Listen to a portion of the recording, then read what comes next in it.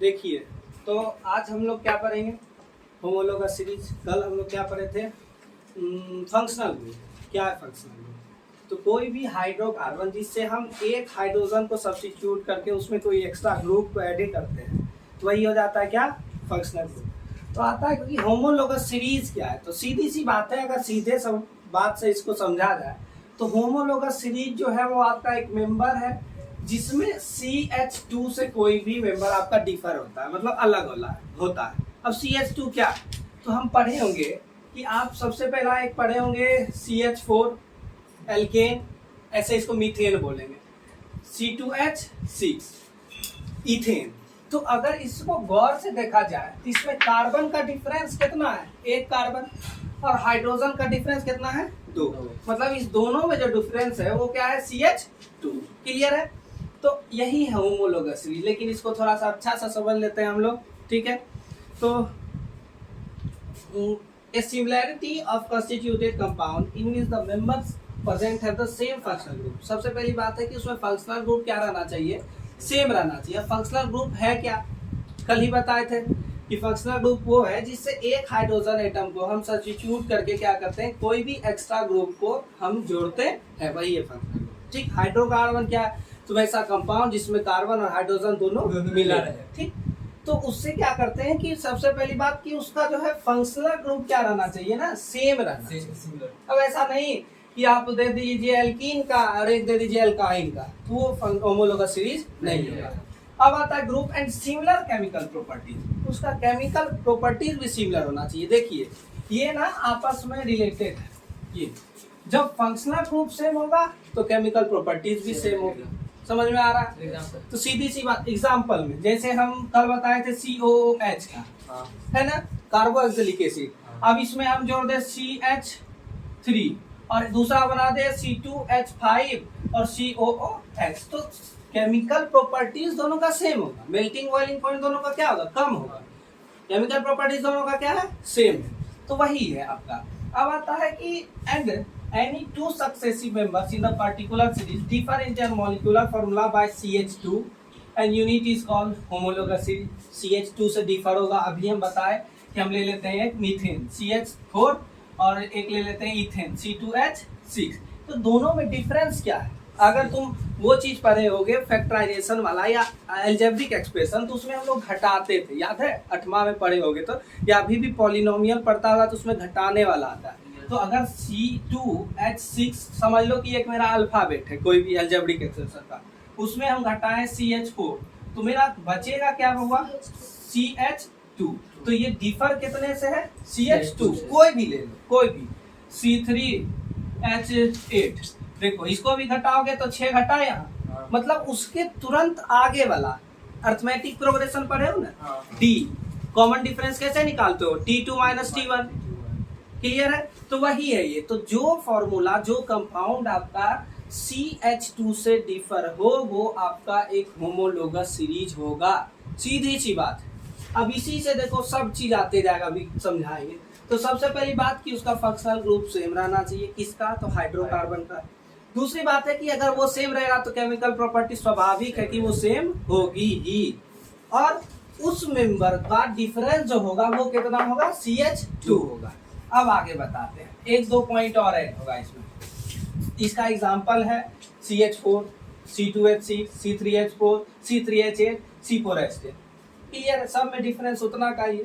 अब आता है कि कैरेक्टरिस्टिक्स ऑफ होमोलोगस सीरीज क्या है? उसकी characteristic, all the members of homologous series can be represented by same chemical formula.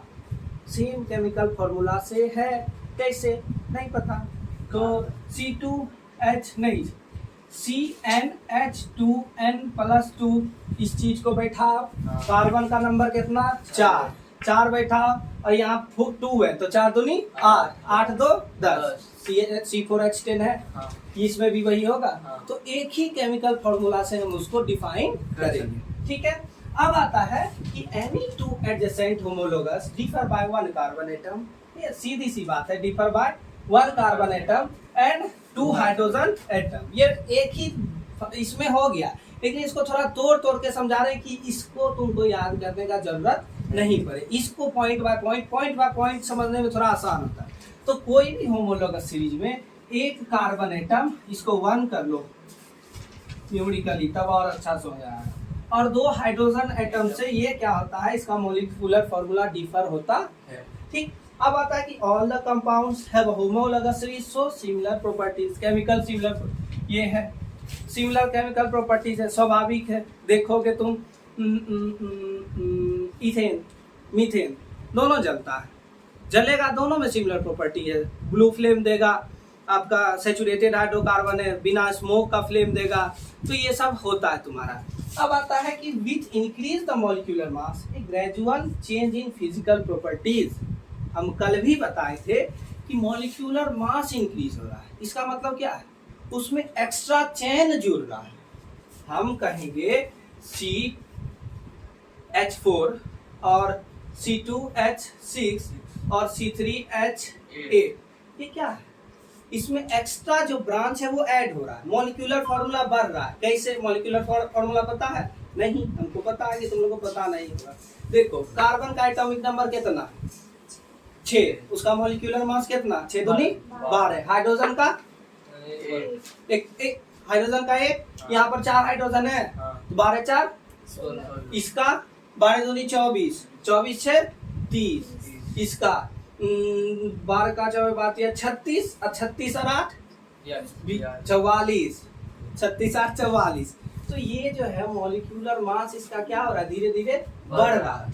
और स्वाभाविक है, तुम एक ईटा लेके जाओ, ठीक, जा रहे हो तुम 10 कदम आगे चलोगे, 4 ईटा रख लो तो हो सकता है तुम 10 कदम पीछे रुक जाओ। मतलब मॉलिक्यूलर मास अगर बढ़ रहा है तो तुम्हारी एनर्जी क्या होते जा रही है, घटते जा रही है। तो उसको अगर इससे रिलेटेड किया जाए कि अगर मॉलिक्यूलर, ऐसे तो 10th में उतना डीप ले करके गया नहीं है, मॉलिक्यूलर मास बढ़ेगा, तुम्हारा ब्रांच अगर बढ़ेगा, तो हो सकता है कि उसका मेल्टिंग पॉइंट, बॉइलिंग पॉइंट, ये सब चीज घटेगा। क्यों, हम कल भी बताए थे, ऐसे कोई चीज और कोई चीज ऐसे, तो किसको तोड़ने में आसानी होगा, ऐसे वाले को। ठीक है, तो वही है कि ब्रांच चेन बढ़ा, मतलब इसका जो दूरी है, स्वाभाविक है, देखो कार्बन का जो दूसरे कार्बन के साथ है उसमें डिस्टेंस बढ़ रहा है, और जब डिस्टेंस बढ़ेगा, तुम घर में पास में रहो पापा से, जितना बढ़िया से बात करोगे उतना बाहर में फोन करके बात नहीं कर पाते, तो वही चीज है इसका। अब आता है कि the difference in the molecular mass of any two adjacent homologous is member 14U। अगर इसको कोई बता देगा तो उसको मेरे तरफ से एक पेन। ये तो ठीक है, इसको मिटाना। देखो ये क्या है कि the difference in the molecular mass, उसका मॉलिक्यूलर मास जो होगा होमोलोगस सीरीज में of any two adjacent homologous member इस 14U। इसको कोई बता दो, मेरी तरफ से पेन। 2 मेंबर होगा, जैसे CH4 और C2H6, ये दोनों के बीच में 14U का अंतर होगा मॉलिक्यूलर मास का। कोई बता दो, अभी बताएं, थोड़ा सा दिमाग खोलेगा तो बनेगा।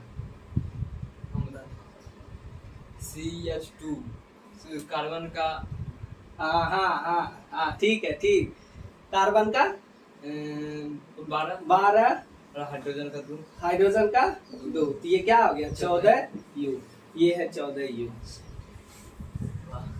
आ गया समझ में, सब आपस में रिलेटेड है, कुछ नहीं याद करना, खाली एक चीज पॉइंट देख लो, कोई चीज याद करने वाला नहीं है। 14U कैसे हुआ समझ में आ गया ना, कुछ नहीं। कार्बन का एटॉमिक मॉलिक्यूलर मास कितना 12, V12 कैसे हुआ, एटॉमिक नंबर कितना 6, 6 दूनी 12, और हाइड्रोजन का 2, हाइड्रोजन का 1, सॉरी हाइड्रोजन का 1 और 2 को हाइड्रोजन है, तो 12 तो 14U का डिफरेंस। बस टेक्निकल चीज है, हाथ में दिमाग खोलोगे तुरंत समझ में आएगा, नहीं तो रटने वाला रट रहा 14U लो, 14U गया एग्जाम में लिखने, उसका U गायब खत्म।